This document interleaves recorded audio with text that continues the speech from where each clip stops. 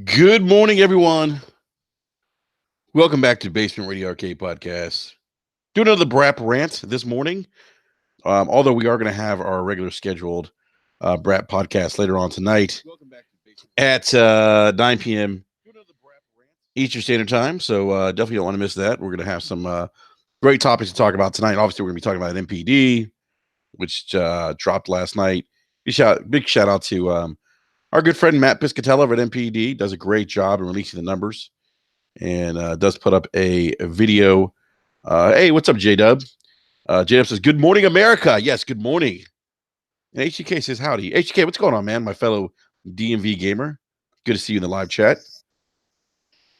All right, boys. So I wanted to do this BRAP rant because of the latest Kotaku article that came out yesterday. Again, Jason Schreier does great work. Trying to get him on the show, as a matter of fact.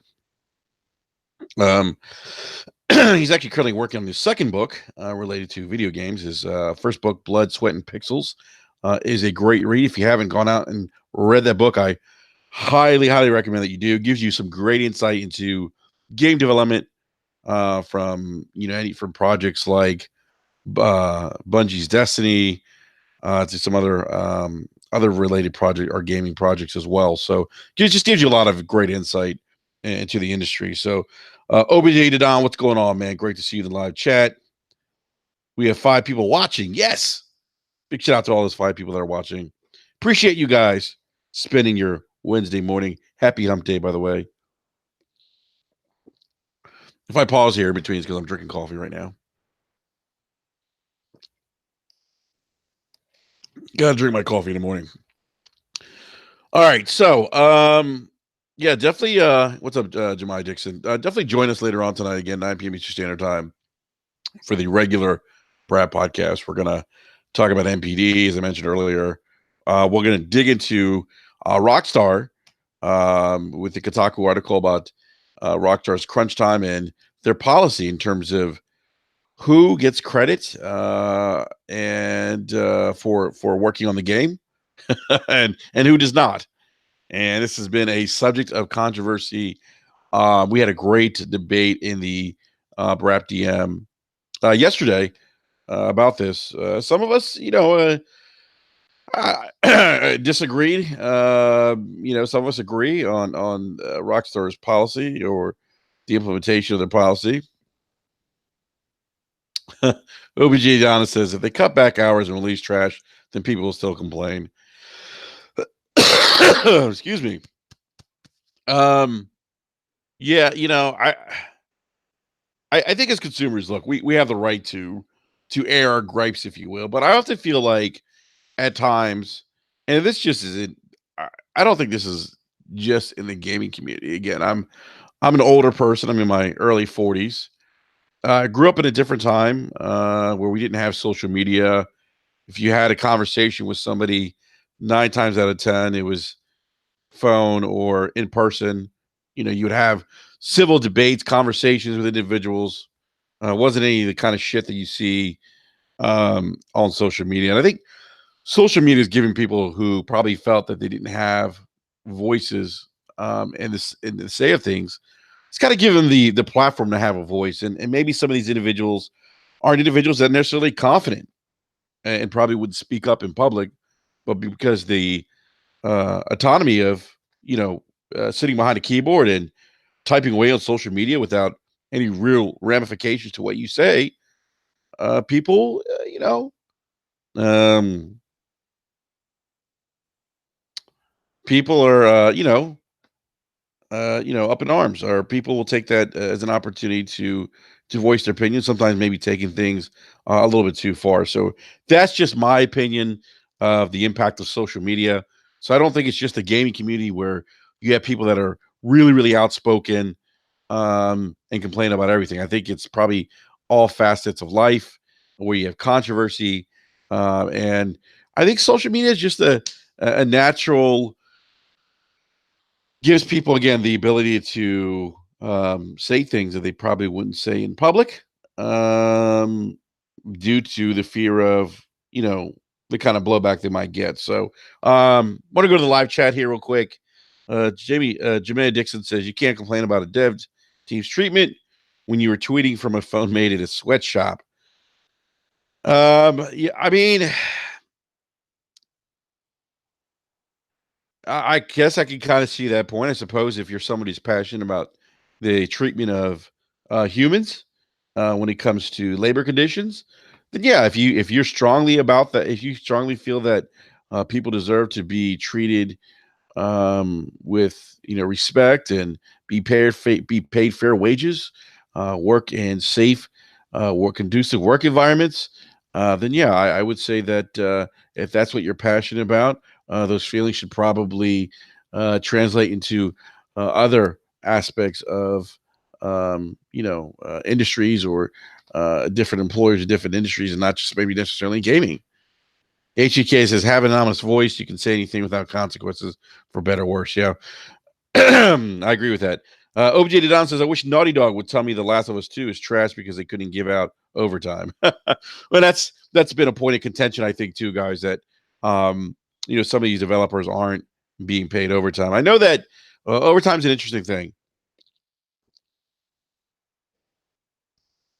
You see this in the gaming industry isn't just um the only industry where people work overtime and aren't getting paid. I've seen this. Kind of give you guys a little bit of my background in terms of my employment history. For about 11 years, I worked in the staffing industry, working with clients, providing high-end accounting and finance consultants for whatever project-related needs these companies might have. Some of these companies were um, multi-billion dollar companies. Some of them were smaller shops, but I would help provide these clients additional project support for any accounting and finance related needs they had. So I've since left that industry, but I can tell you, there was times where I was working, 14-hour days, and I wasn't getting paid overtime. But I was working, you know, I had a base salary plus commission. And so I had to put in those extra hours if I wanted that commission check. And so, to me, even though I wasn't getting paid, additional money, for working those extra hours, and sometimes, I wouldn't see the fruit of that labor for, 3 to 6 months at times. And so, I think these are things where, people make a conscientious decision to say, okay, I'm okay um, working overtime and not being paid necessarily. And I think there's a side of the story where people need to realize that some people are okay with that. Some people are okay working overtime because they take pride in their work. They want to do a good job. It's their work ethic. Where others feel like, you know what? Hey, if I'm going to work overtime, I need to be compensated for that. And to an extent, I agree with that. But I've seen instances in other industries outside of gaming where individuals aren't getting paid overtime. Um, and I see it in accounting a lot. When I used to poach a lot of uh, uh, client candidates from the Big Four, PwC. You're not familiar with the Big Four, accounting firms, which are PwC, Deloitte. Oh shit, I can't remember the other ones now. PwC, Deloitte, KPMG, and missing another one, which I don't know. Whatever. But those guys, would work, 70, 80 hour weeks and travel. Some of them would get bonuses, and others wouldn't. But they would put in that work because they knew down the road that there would be opportunities for promotion, which would mean an increase in compensation and salary. So the gaming industry isn't the only industry where we see this, guys. And I just want to point that out. And I'm not saying this is right or wrong. I'm just saying I think everyone has their own, thoughts and when it comes to opinions when it comes to working, long hours. Um, I just want to bring this point up though that not it's just not the gaming industry. This is something that you'll see if you pull back uh uh the layers there, you'll see that you'll see this kind of work in different industries. And I use accounting because I'm familiar with accounting. There's crunch time in accounting where there's guys that are working 80, 90 hours a week during tax season, and they're getting paid overtime for that. They aren't getting paid overtime. So, but it's part of the work. You go into that kind of work knowing that these are the expectations, these are demands of the job. So again, I bring that up because look, there's some people in the industry that walk into situations, they know what they're getting themselves into, and it either works for them or it doesn't. And for some people, like it's funny when the Rockstar HR team said, "Hey, you know what? We're going to allow our employees to talk to the gaming media." And some folks were like, "Yeah, hey, you know what? I never really experienced a crunch time. There may have been a few times where we did, but it wasn't something that was necessarily expected out of everyone. At times, I did it because we needed to finish a project." And the interesting feedback from gamers is like, "Oh, that person's probably lying. They're lying because there was an article about Rockstar's crunch time saying that people were forced to work those hours, 100-hour weeks and whatnot." And look, I think you're going to get two sides of the story here. You're going to get people that it wasn't a good situation for them. You got to remember something. I think when we talk about human capital, I think you talk about you know companies and who they hire. It isn't just a one-way street, meaning that if I'm a game developer, I'm going to go work for a company like Rockstar because they're a big company. It goes a little bit more than that, I think, and I think that speaks true to any employer looking or any employee looking for an employer. It is just do I want to go work for Microsoft because I like Microsoft. It's also, hey, is Microsoft a cultural fit for me? And I'm using Microsoft as an example. Do their mission, vision, values, align with my personal mission, vision, values? And if they don't, I can tell you 9 times out of 10, it's not a good match. That person's going to go to Microsoft. Again, I'm using Microsoft as an example here, guys. They're going to go to a situation where it's just not a good fit. It's not a good cultural fit for them. They're not going to be happy with the work they're doing because they're not happy with the work environment that they're in, because the environment and the company culture isn't a personal match for them. And that's very important, guys. And I know I sound like I'm on my soapbox, but this is exactly the kind of conversations I've had with consultants. Hey, if you're going, it's not all about the money. It's all about finding the right fit for you. Meaning that, you know, does this company's mission, vision, values align with my own personal mission, vision, values, and what I want in my own personal career? If it doesn't, it's not going to be a good fit. It just isn't. And I think, you have some people where, in some instances, it's kind of a fit.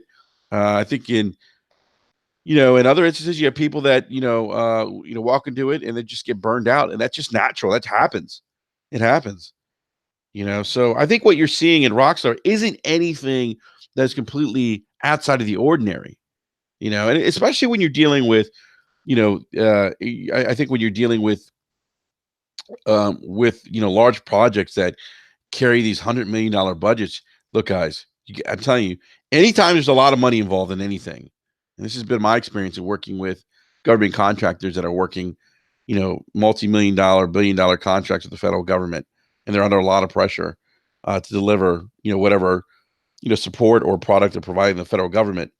Anytime you have a lot of money being invested in a project, um, you know, you you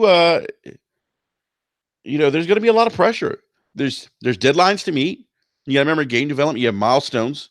If you don't hit those milestones, you're probably going to hear about it.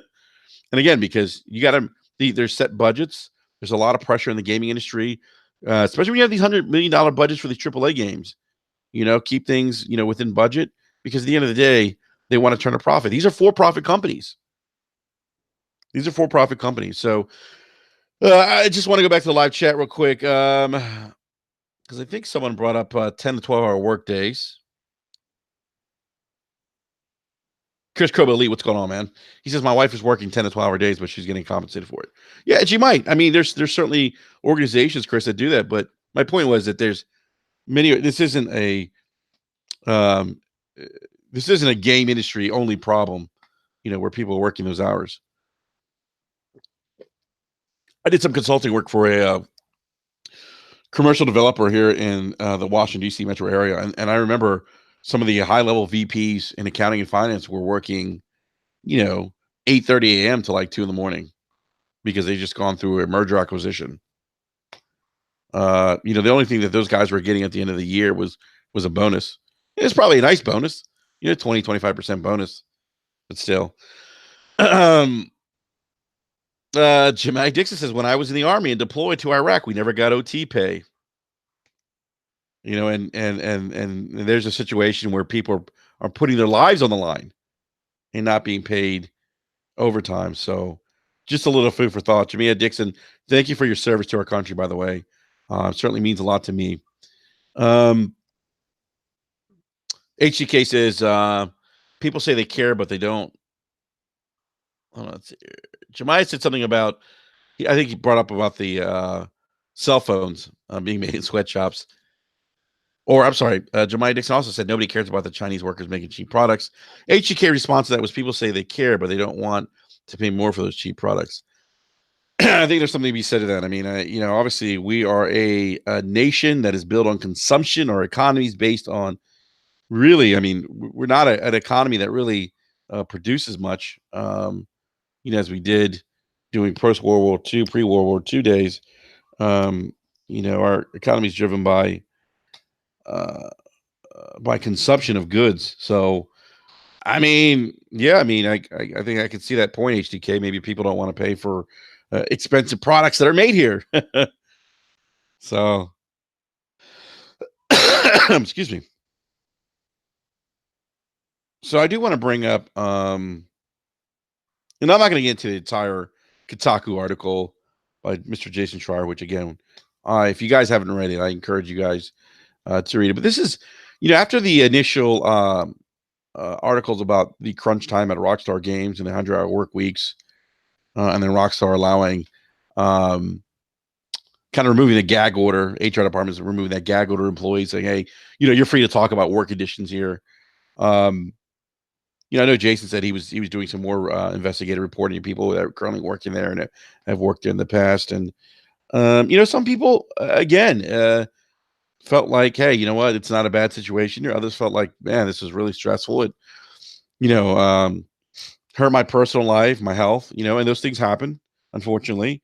Um, but I just want to take just a quick paragraph out of the article because this is kind of the talking point, I guess, or the piece that we discussed on the BRAP DM yesterday. Myself and Slow Mo and B Money were talking about this. Ooh, hold on a sec here, guys.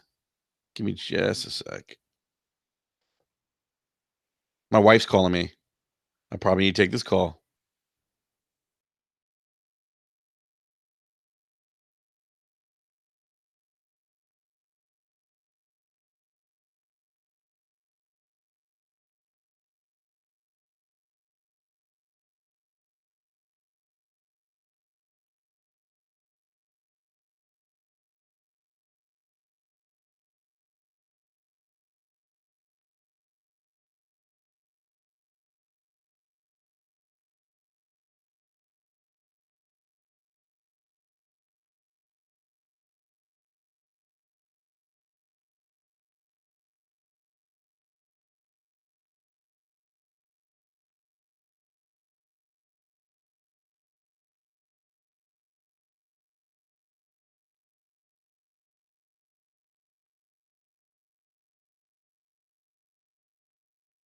All right, guys. Sorry about that. I'm back. My wife called. I had to take that call because I got some contractors doing some work on my house right now. So she's just calling to let me know what time they're going to be here arriving. So sorry about that.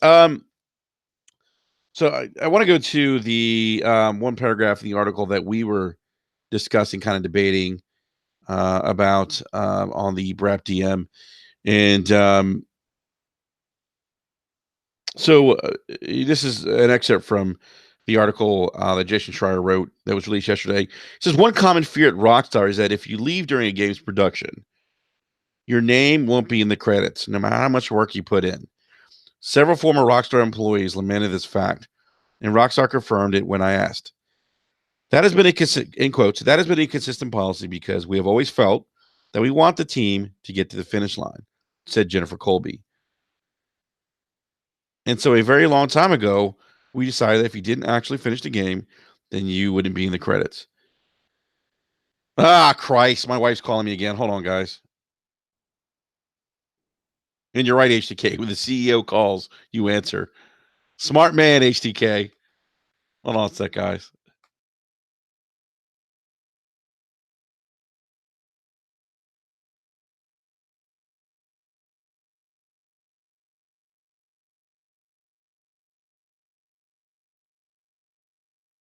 All right, guys. Sorry about that. Hey, I got to tell you what. The one thing you can always count on during a BRAP rant is the unexpected may happen at any time. So, guys, I will be right back. And I apologize. I got to go let a contractor in my house. So give me about 2 minutes. I'll be right back. And feel free, discuss things amongst yourselves in the live chat. We're going to pause for station identification.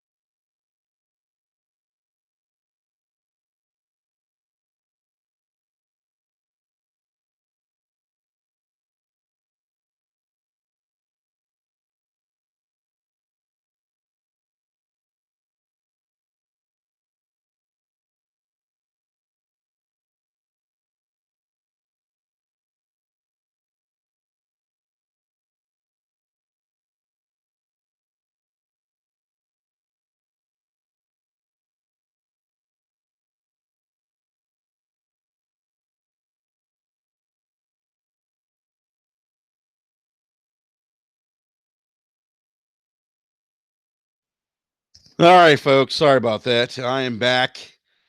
Uh, again, I had a contractor, had to let him in, doing some work on my house. Um, some electrical work actually needs to be done. We have a pond in our backyard that has like goldfish and shit in it, and the electrical outlet out there wasn't working for the filter and everything, and the waterfall and whatever's coming out of it. So anyhow, that's why I had to step away. I had to let him in so he could start doing some work. HGK says, I think in Virginia you can't force people to work overtime without paying them. However, being a right to work state, you can get fired at any time. That's true, man. That's true. Virginia's like, I believe Maryland. I think Maryland, you do have to pay overtime, if I'm not mistaken. I'm not sure though. I think that's true. So anyhow, I want to go ahead and I want to go back and read that statement again from the Jason Schreier article because I was gone for a few minutes. So again, sorry about that, guys.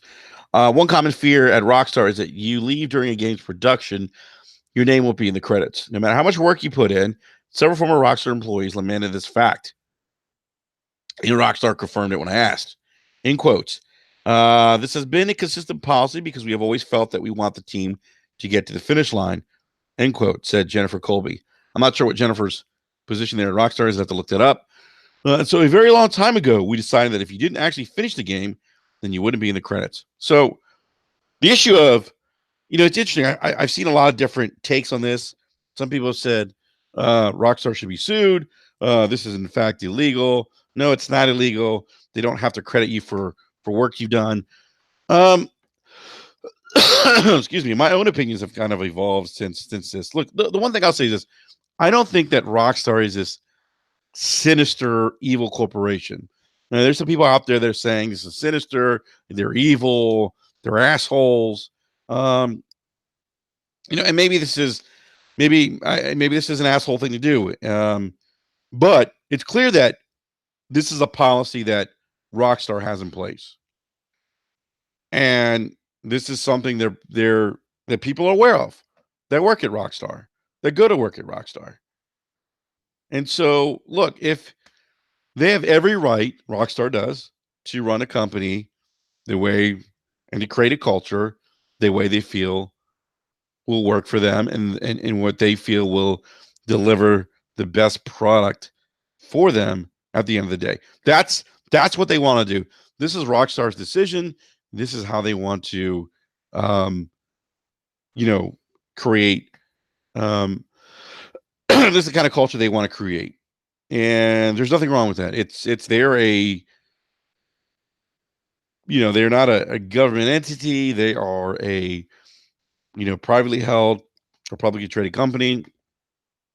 They can do this. Now we can debate the merits of, is this fair? Is this wrong? My thing is this, and I've talked to, it's interesting. I've gotten different perspectives from people in the industry. And I've read different perspectives from people in the industry. I actually asked David Jaffe this yesterday. David Jaffe, for those you don't know, is a famous game developer, gentleman behind games such as Twisted Metal and the original God of War series.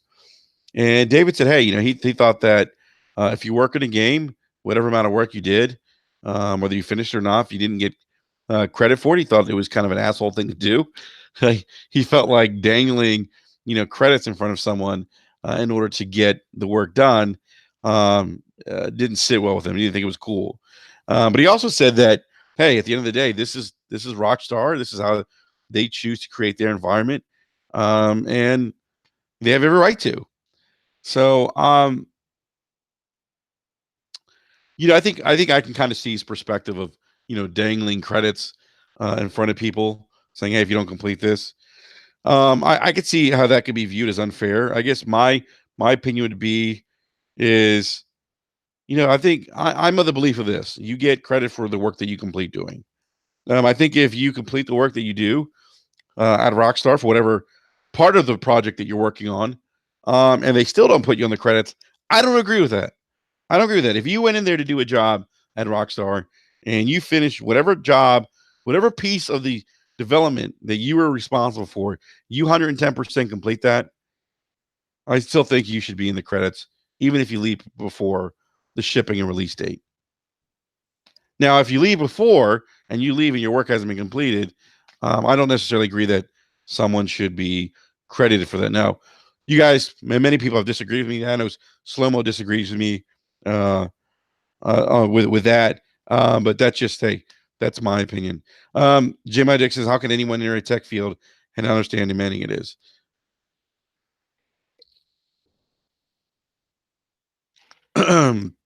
I think some people don't. I mean, maybe some people don't realize how demanding it is. Maybe others do.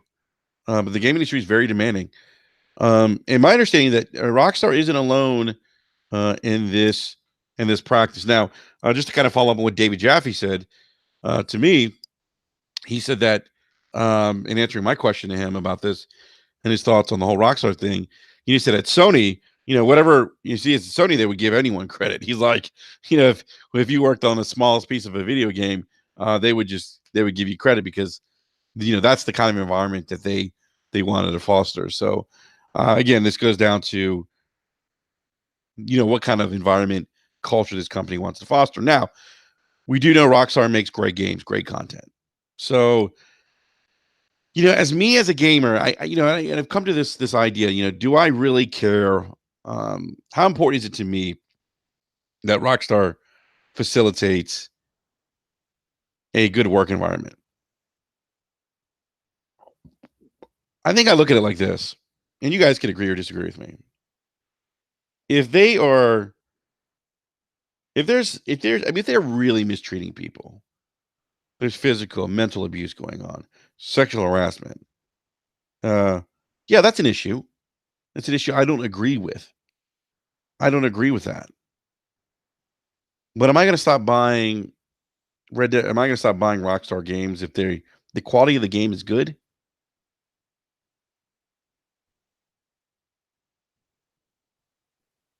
And that's kind of a. I think everyone's kind of had a difference of opinion on this. I can't say that, like we all know about Detroit to Become Human, and some of the allegations against Quantic Dream of of leadership there, of leadership there creating a hostile work environment where there's racism, sexism, sexual harassment. I still went out, despite those allegations. I still went out and bought um, Detroit to Become Human because I looked at it like this: there's probably a good segment of the people that worked in that game that put a lot of hard work that don't buy into that culture, don't behave that way. And so I guess for me, it comes down to, do we punish those people who are doing their jobs, aren't involved in that, or aren't contributing to the toxicity of the environment there?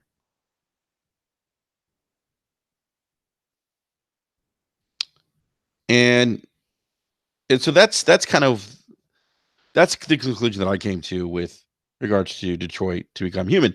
The same thing would apply for me for Rockstar Games. I'm not gonna not buy Red Dead Redemption 2 because maybe someone didn't get credit for a game they did work on. I can certainly voice my opinion. I think if you're someone that's passionate about this, and here's what I say to people on social media: if you're passionate about something, if you really believe that Rockstar is this terrible company, that they're sinister, they're evil, that they should give someone credit to a game, um, uh, to whatever, give credit to someone who's worked on the game, no matter how much time they put into it. Reach out to Rockstar, write them a letter. Heck, you can find some of the folks there on social media. Do so in a respectful way, politely say that you disagree. You hope that these policies change, and maybe if you feel like you need to, boycott the game. But if you're going to do that, at least, and here's the thing, I think here's the issue that people run into in social media. They take on these causes, they become champions of certain causes, but then they're not consistent with their cause. So then my question is to you: are you really passionate? Are you really believe in this cause? Or are you just kind of hopping on the bandwagon because you want to be on the side of contention, or you want to be part of the group that um, is making noise, kind of following the crowd, if you will, the herd, if you will.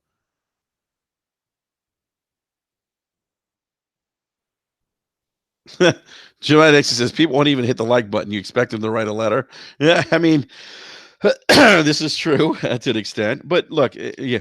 And by the way, hit that like button. We have 14 people watching. We have 9 likes. So please hit that like button and subscribe if you haven't done so already. By the way, guys, we are going to be giving away a copy of Red Dead Redemption 2. Slow Mo, what's going on, man? Slow Mo and I disagree on this a little bit. Slow Mo, I will say this, Slow Mo.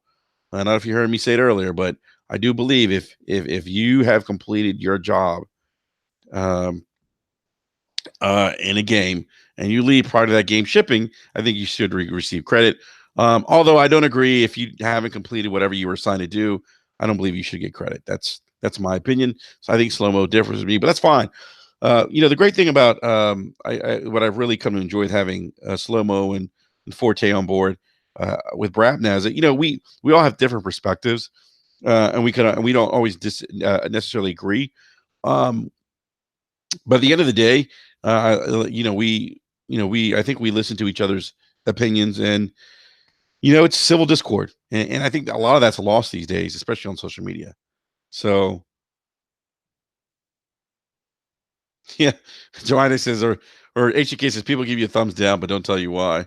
Yeah, you get a lot of that on on here on YouTube.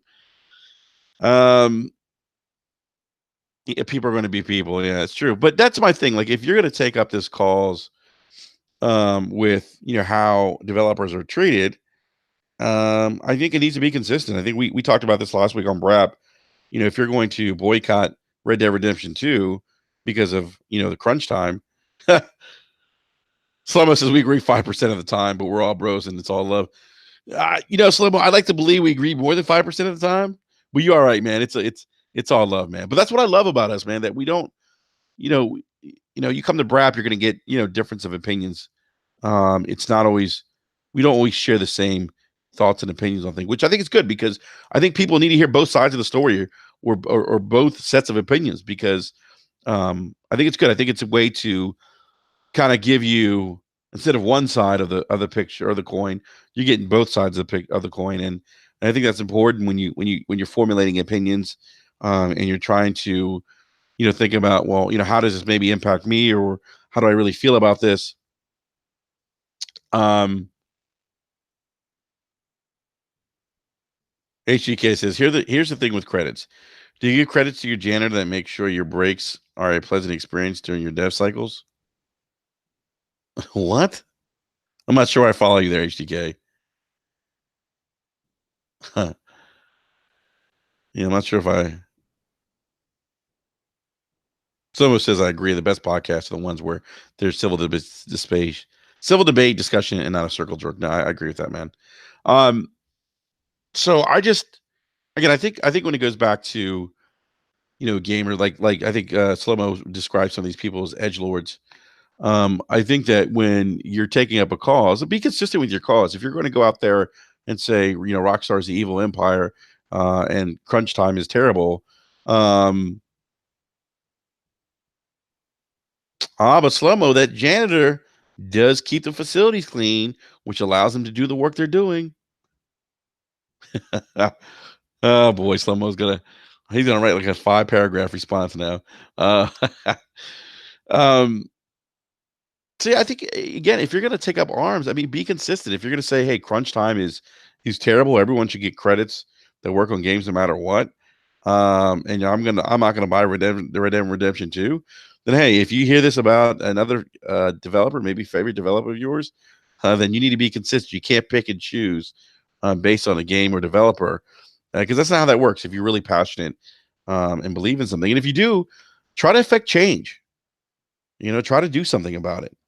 Yeah, so that's my soapbox moment right now. My 2 cents. Um,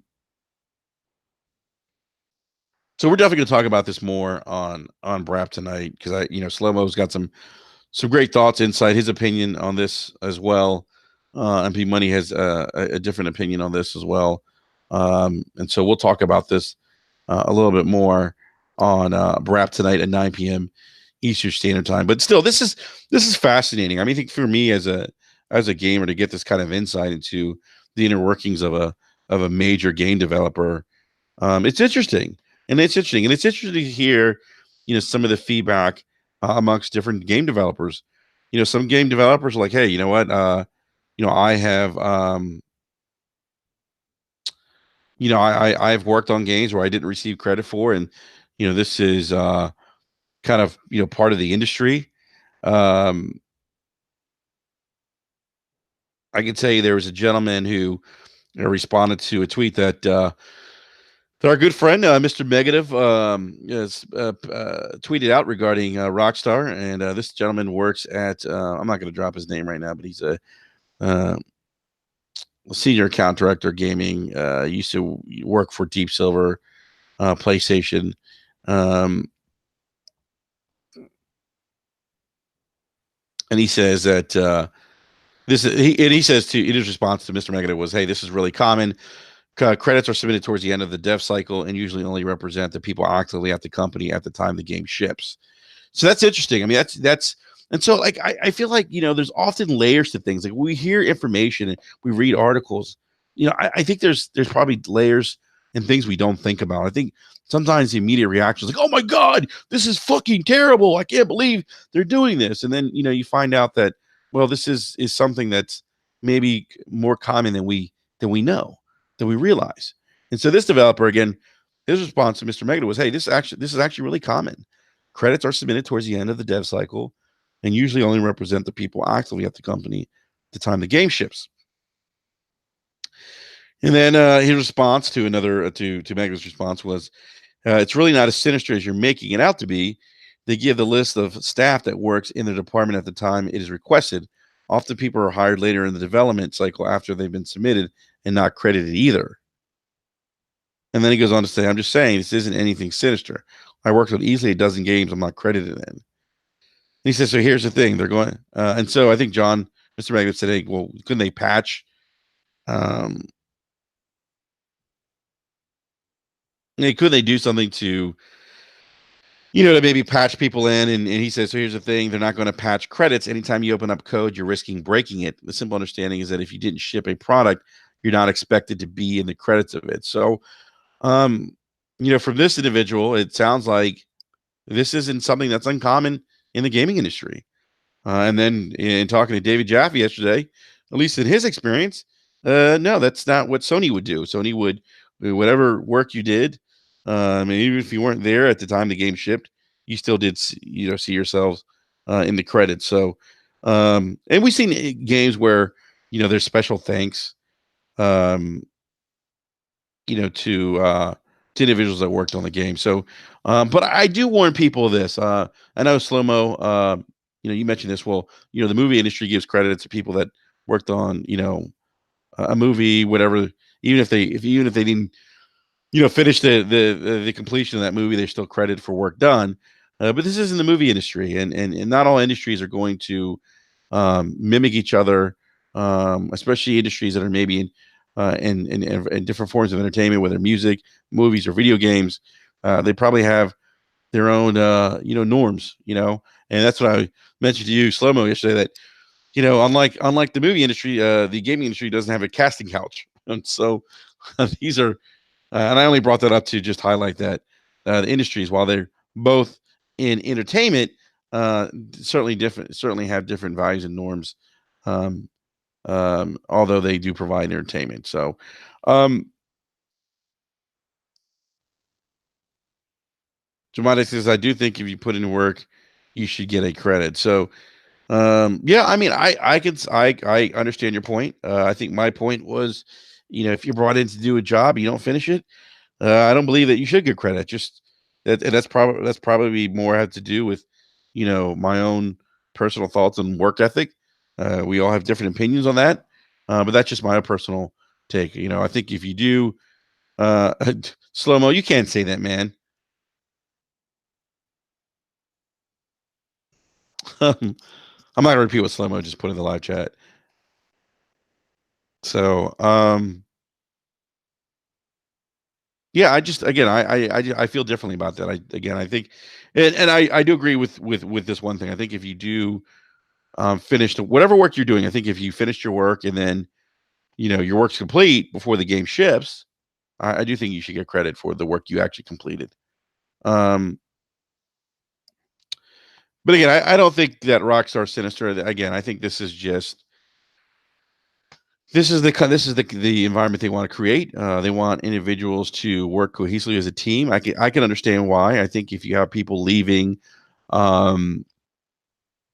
you have people leaving prematurely before a game ships, and there's probably we're not thinking about this. There's just probably ramifications to people leaving before game ships. You think about, if somebody's been there and they're in year one in a 4-year development cycle and they leave, I would imagine that institutional knowledge that walks out that door, that person that's been there for a year on that project, you can't replace that overnight. Schmidt's Spider-Man had like 10 minutes of credits. It's a Sony game, Sony published game. So,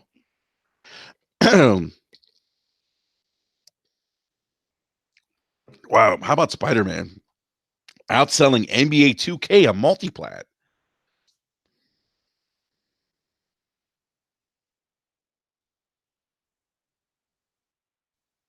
Slow-mo backstab says you could say at least they get that. It's with Rockstar, you get nothing. But they just felt it was a slap in the face considering what they contributed to the game. And you know what, slow-mo, I can also understand why someone would feel that's a slap in the face. But this is hey, this is business, slow-mo. It ain't personal, man. It ain't personal. Slow-mo, we're definitely gonna talk about this later on tonight on BRAP at 9 p.m. Eastern Standard Time. By the way, guys, we are going to be giving away of a copy of Red Dead Redemption 2 next week. The game releases Friday, but we're gonna give a copy away live on our show next Wednesday. Probably gonna do something on Gleam where you have to subscribe, like, watch our videos and whatnot.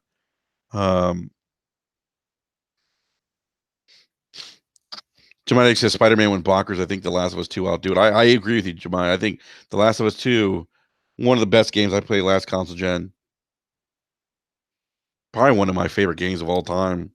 I could see it doing very well. Very well. Um, so, guys, that is my 2 cents on Rockstar Games, its treatment of its employees, the whole credit gate, as we're going to call it now, credit gate. And we're going to talk about this a little more in depth tonight at 9 p.m. Eastern Standard Time on Basement Radio Arcade Podcast. By the way, guys, I have to excuse me. I don't know if you guys have seen some of the Todd McFarlane posters that I've tweeted out. Got a Titanfall poster um, by Todd McFarlane and a Assassin's Creed Black Flag poster by Todd McFarlane. Framed. I'm going to hang them up. I'm going to have to show you my new gaming room. I actually have moved into a new house, have a finished basement, but also have my own separate gaming room. It's probably about the size of I don't know, I'd say probably a medium-sized bedroom, I guess. It's a nice little space, and I can come down here and podcast in private and shut the door. I got my I got my Xbox here, my PlayStation 4 Switch is not hooked up down here. It's actually hooked up upstairs in our TV in the family room. But I got the whole entertainment situation. Got some movie posters, some gaming posters that I'm gonna hang up. So at some point, guys, I'll give you kind of a grand tour of the studios of Basement Radio Arcade Podcast. So, by the way, keep an eye out on Twitter for the Red Dead Redemption 2 giveaway. We'll be doing that. The Iron Lords, by the way, big shout out to the Iron Lords, ILP, the Iron Lords podcast. They are actually in the process of giving away a copy of Red Dead Redemption 2 for whatever platform, the platform of your choice. We'll be doing the same. We're not going to give, we'll be giving a copy of the game on your platform of choice. So if you play PlayStation 4, you want the Xbox version, you get the opportunity to pick that. So,